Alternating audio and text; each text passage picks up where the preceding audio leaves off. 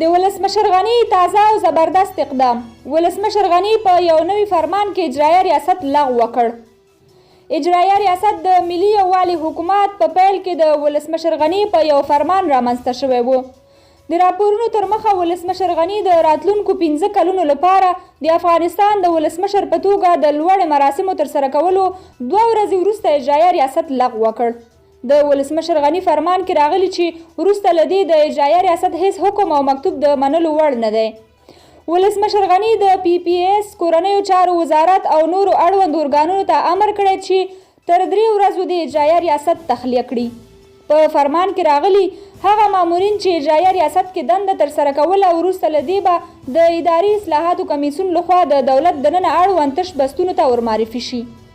د یادونې وړ ده چې اجرایه ریاست چې د 2014 کال تر ولسمشریزو ټاکنو وروسته د ملي یووالي حکومت پر مهال د ولسمشر غني په فرمان رامنځته شوی و اوس لغوه شو. ګرانو کتونکو، تاسو د ولسمشر دې اقدام په اړه څه نظر لرئ؟ کمنټ کې شریک کړئ او که ویډیو مو خوښه شوې وي ضرور یې لایک او چینل هم درسره سبسکرایب کړئ.